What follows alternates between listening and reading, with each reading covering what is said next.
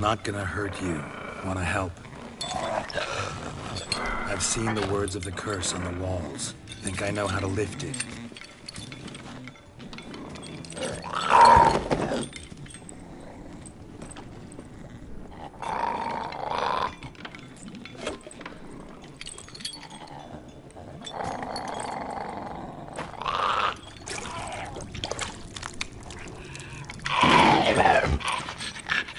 You tried to bring folk here, convince them to sit at the table with you, right? Well, I'm gonna be your guest now. Your willing guest.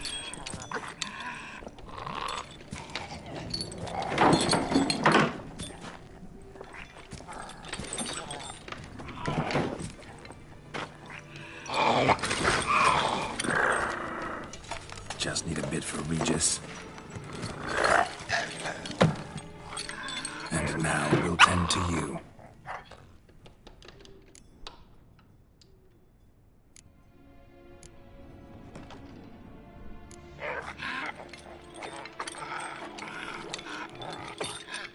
We can't use spoons. No, that won't work. You've been looking for a spoon that would feed you, but there's no such spoon. We need to eat without spoons.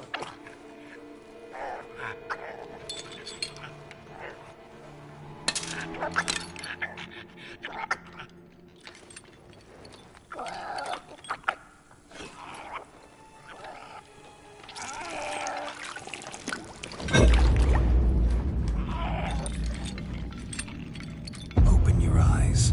You need to see your likeness.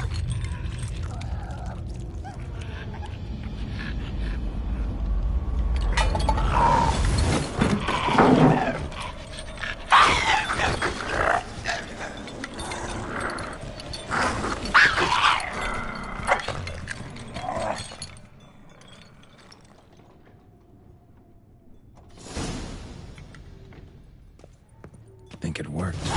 Just not quite like I expected. Need to see what happened to the Wight. Won't be hard to find given its stench.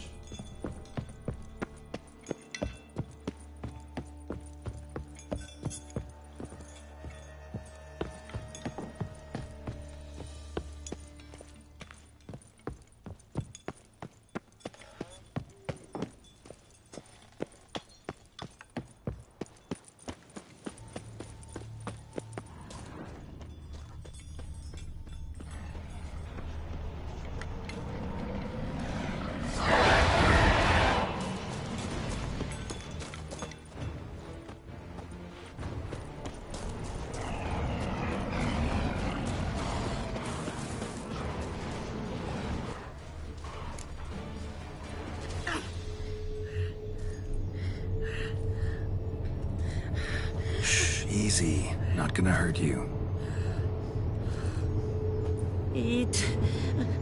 I must eat.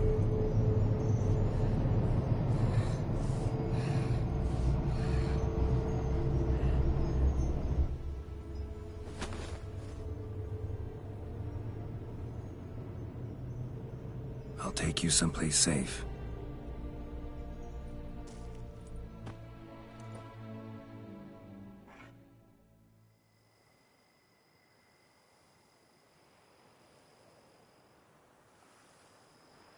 So I took her by the hand and led her here.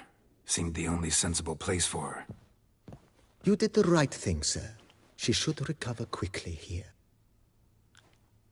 I'm deeply pleased, finally, to make your acquaintance, sir, though I do regret the specific circumstances. In all the commotion, I fear I neglected to introduce myself. I'm Barnabas Basil Folty, and by order of the Duchess, I am to serve as your major domo at Corfo Bianco. Nice to meet you, Barnabas Basil. Love to talk more, but got urgent matters to attend to. While I'm gone, please make sure she gets everything she needs. Don't worry, sir. I shall see to everything. She is safe here and in good hands. She'll soon be back on her feet. Might actually take a while. She hadn't eaten anything in over 100 years when I found her. Horrid. Whatever brought this about?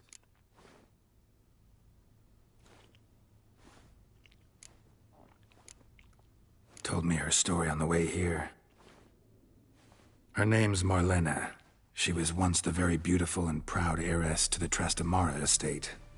One evening, when she was holding a banquet for friends, a beggar came to her gate seeking alms. He had a bowl and a spoon with him. He sat outside her fence and waited. I've heard of the custom. An ancient rite of hospitality that obliges one to give food and drink to such a guest lest he depart hungry. To neglect the custom is to bring great misfortune down upon oneself. Marlene didn't care a whit for the old customs. She drove the man off, saying she'd rather feed the leftovers from her feast to her dogs than to give the beggar anything. The beggar then broke his spoon, cast a curse. She was beautiful, so he said she'd never wish to look at herself in the mirror again. Since she adored feasts, he swore no one would ever wish to sit and dine with her. And as she even refused him the crumbs from her table, he swore she'd never find a spoon in the world that would sate her hunger. A harsh punishment. I imagine lifting the curse was hardly simple. Curses are tricky. They play on irony. Always gotta figure out what the catch is. Marlene had spent decades looking for a way to lift it. Transformed into a Wight, she stole spoons and lured folk into her home, trying each time to get them to dine with her. Didn't work. So what did? Someone had to sit down and share a meal with her, of their own free will. They had to eat without using spoons, and make her look at her reflection. That's it? That was all it required? Simplest solutions are sometimes the last that come to mind. Besides, when you're a Wight, it's pretty damn hard to find willing human company for a feast. I imagine so. But, most importantly, it is now over. Please, don't worry. She will be in good hands here. Vineyard comes across as a place with a rich history. Know who owned it before me? Baron Rossel, who went bankrupt, forcing him to sell the estate to the Duchess. The Baron, in turn, had purchased it from Monsieur Bolius of the Headsman, a truly colorful man of Kedweni origin. He was actually a headsman? No, not him, but his great-great-great-great-grandfather. Indeed. Apparently, he was a common cut-purse who somehow secured for himself the post of ducal headsman in Beauclair. Went about his work with an exceptional penchant. They say he chopped off more heads than there are grapevines in the ducal vineyards. He never hesitated, not once. Never sliced unevenly, never botched a job. For his exemplary service, the Duke granted him a title and this estate. Monsieur Bolius, on the other hand, was an engineer in his younger years. Once retired, he settled here and took to producing wine. Sadly, misfortune struck, and he lost his sense first of smell, then of taste. Additionally, he could not drink alcohol. His medic forbade it. Shame that. He gave up making wine? Not at all. He made even more of it.